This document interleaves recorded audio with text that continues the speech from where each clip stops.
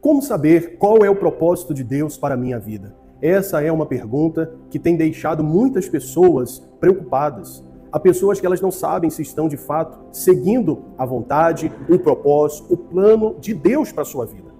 Eu quero hoje trazer aqui uma palavra que pode abrir o seu entendimento, clarificar para você esse assunto e lhe ajudar. Na verdade, o meu intuito aqui é trazer clareza, é mostrar para você na palavra como você vai descobrir o propósito de Deus para o qual você foi criado.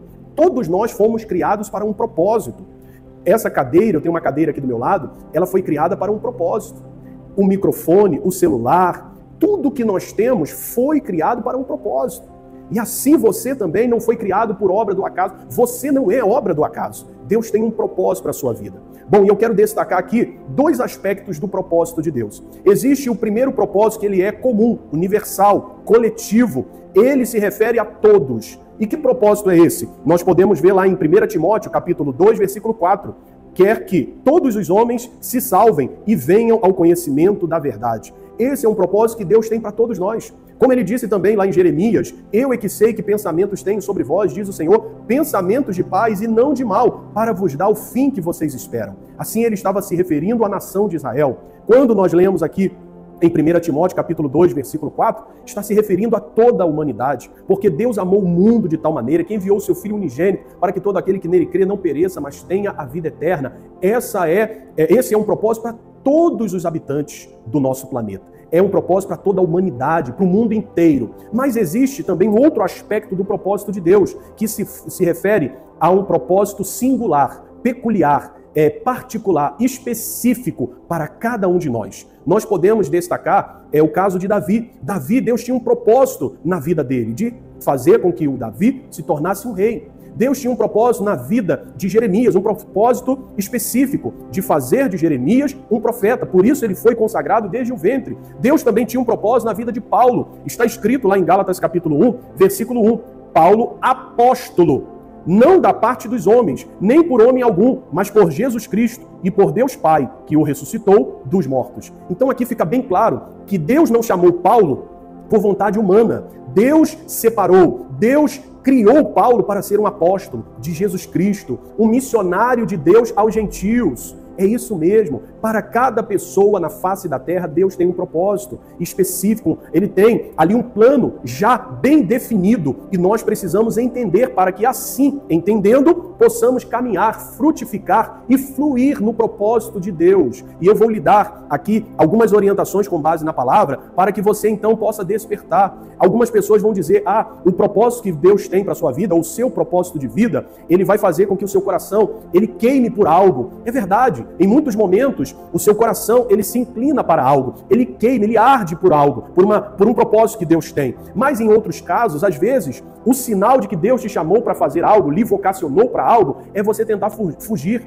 é você achar que não é capaz, que não tem condições. Então, você fica tentando se esquivar, você fica tentando fugir dessa missão, desse propósito que Deus te deu, como aconteceu lá com Jonas. Jonas, ele foi enviado para Nínive, porque Deus tinha um propósito de usar o profeta para salvar aquela cidade que tinha 120 mil pessoas. Só que ele fugiu, mas não adiantou. Deus, ele vai te capturar em algum momento. Deus vai tratar com você. Você foge para um lado, você foge para o outro, mas Deus, ele é ótimo em nos encontrar. Ele é ótimo em encontrar fugitivos. É isso mesmo. Ele vai atrás de você e você, enquanto não se render ao propósito que Deus tem para a sua vida, você não vai se sentir totalmente realizado, feliz. Olha, quando você descobre qual é o propósito de Deus para a sua vida, você passa a fazer aquilo até sem receber. É isso mesmo. Há pessoas que elas dizem, eu tenho uma vocação para cuidar de determinada área. Mas há pessoas que, se elas pararem de receber o salário por aquela função, elas então perdem a motivação. Mas quando você de fato entende qual é o propósito de Deus para a sua vida, você faz até de graça. Porque a sua recompensa, o seu salário é ver vidas sendo alcançadas, é ver pessoas testemunhando, é ver o que Deus está fazendo na vida de outras pessoas através da sua. É isso mesmo. Hoje, para cumprir o propósito que Deus tem para a minha vida, olha, eu poderia receber, mas não recebo, mas faço assim mesmo, e faço com amor, faço com alegria. Eu não estou dizendo que a pessoa não pode receber para cumprir o propósito de Deus. Eu estou dizendo que mesmo que ela não receba, ela vai fazer. porque ela foi vocacionada para aquilo, ela se sente impelida, ela se sente motivada, encorajada a fazer, porque é aquilo que dá prazer para ela. Foi para isso que ela foi criada. É muito sério isso, é muito lindo e é prazeroso. Você precisa entender qual é o propósito de Deus, a missão. Você precisa entender qual é o plano que Deus ele determinou para a sua vida. Jeremias entendeu, Paulo entendeu, Davi entendeu, Moisés entendeu e tantos outros servos do Senhor. Eu quero falar sobre isso hoje. Hoje, por volta de 5 e pouca da manhã, o Senhor me despertou e eu estava ali em um momento de comunhão, de oração com Deus, e Ele me trouxe essa mensagem, esse tema, para que eu pudesse compartilhar, porque eu já encontrei o meu propósito, mas há pessoas que ainda têm dúvidas, há pessoas que ainda não sabem para qual caminho, direção seguir, o que fazer ou de que forma elas podem ser úteis para o reino de Deus. Então essa palavra é muito pertinente, esse entendimento pode lhe ajudar. Vamos lá em Lucas, capítulo número 4, versículo 16 até o versículo 22. Está escrito assim, ó. E, chegando a Nazaré, onde fora criado, entrou num dia de sábado, segundo o seu costume, na sinagoga, e levantou-se para ler.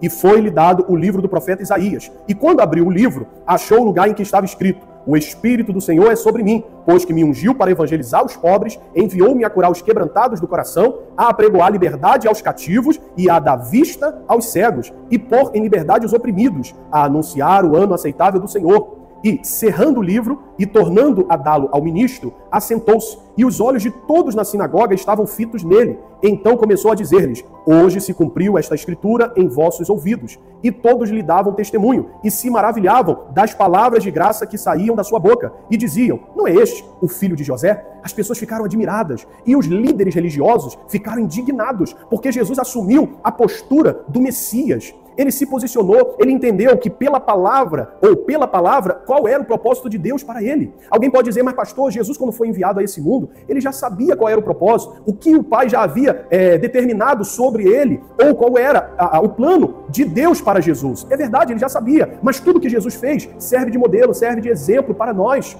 Ele foi para a palavra, e na palavra foi revelado qual era o propósito de Deus. Era que ele libertasse os cativos, que ele apregoasse o ano aceitável do Senhor, e tudo isso Jesus fez. Toda aquela palavra se cumpriu em Jesus. E a palavra de Deus precisa se cumprir em nós. Você precisa ir para a palavra para saber qual é o propósito de Deus para a sua vida. Pessoas irão falar, você vai sentir o coração queimar, porém o que precisa chancelar, autenticar, confirmar é a palavra de Deus. É isso mesmo. De nada adianta as pessoas falarem se Deus não confirmar na palavra o propósito que Ele tem para você. Eu sei, as pessoas, eu lembro quando eu era obreiro, elas falavam, elas me chamavam de pastor, elas diziam: você vai ser um pastor, mas eu queria que Deus falasse comigo na palavra. Até que eu orei, eu pedi a Deus, e em Isaías, no livro do profeta Isaías, ele falou comigo. E depois ele falou comigo lá em 2 Crônicas, até a idade que eu tinha na época. Deus falou sobre a idade, Deus falou qual era o propósito que Ele tinha para a minha vida, porque eu tinha essa curiosidade, eu tinha esse desejo, eu queria saber, e eu descobri na palavra. É isso mesmo, é a forma, é a maneira mais segura de você descobrir qual é o propósito de Deus para a sua vida. Eu não estou falando sobre a profissão. É lógico que Deus também pode falar com você a respeito da sua profissão. Deus pode falar a respeito de outras escolhas ou de outras decisões que você tem que tomar na palavra. Mas quando se trata de um propósito pelo qual você vai fluir, você vai gerar frutos, você vai glorificar o nome dele aqui nessa terra, não pode ser através de outra fonte que não seja a palavra de Deus. É lógico que as pessoas na igreja, a igreja vai te reconhecer, o presbitério, a liderança da igreja vai te reconhecer, mas a palavra de Deus precisa confirmar, porque há pessoas que elas têm boa intenção, mas estão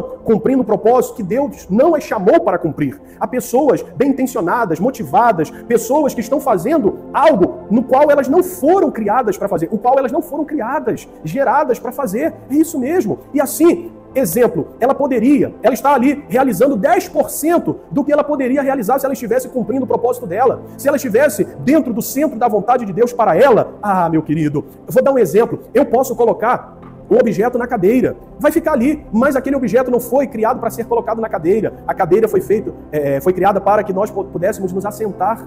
É isso mesmo, ela serve de assento, para nos acomodar, para ficarmos confortáveis. Ela não foi criada para colocar roupa em cima, ela não foi criada para outro propósito. Ela pode ser útil para outras coisas, mas ela tem uma finalidade, ela tem um propósito específico, peculiar. É isso mesmo, singular. Assim sou eu, assim é você, assim somos nós no reino de Deus. Um é perna, o outro é braço, o outro é mão, o outro é orelha, cada um tem uma função e fazemos parte de um corpo. É muito lindo o que Deus faz. Existem várias funções, vários propósitos dentro do reino de Deus que precisam ser muito bem executados para que a obra de Deus se desenvolva, para que o reino de Deus avance. Eu lembro agora também de um caso de um homem chamado George Miller.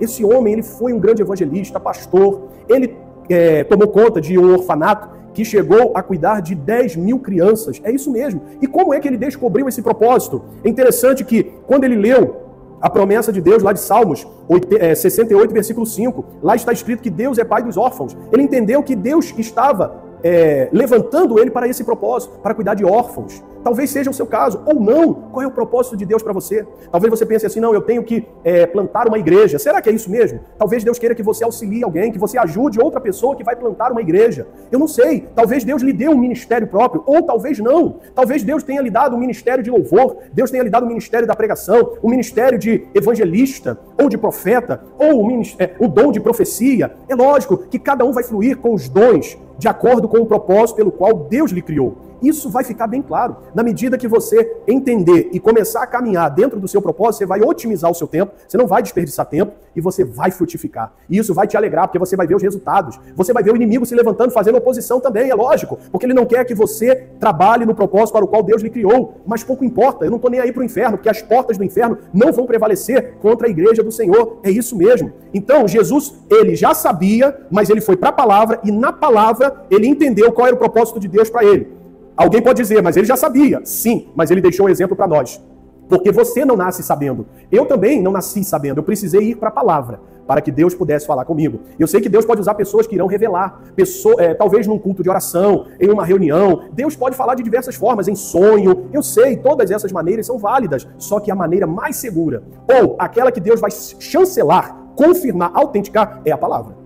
Porque, às vezes, podemos nos enganar. Agora, quando Deus fala pela palavra, aí, meu querido, não há dúvida. Aí você tem certeza de qual é o propósito dele para a sua vida. Bom, eu quero usar agora também Hebreus capítulo 1, versículo de número 1 e 2, que está escrito assim, ó. Havendo Deus antigamente falado muitas vezes e de muitas maneiras aos pais pelos profetas, a nós falou-nos nestes últimos dias pelo Filho, a quem constituiu herdeiro de tudo, por quem fez também o mundo. É isso mesmo, ele vai falar comigo pelo Filho. Quem é o Filho? É a palavra. É o verbo que se fez carne e habitou entre nós. Ele vai falar com você pela palavra, ele pode usar a boca do pastor, sim. Ele pode usar uma irmã, um irmão, com uma revelação para você, sim. Ele pode falar em sonho, sim. Mas ele vai confirmar na palavra. Você precisa ter uma palavra e caminhar sobre ela.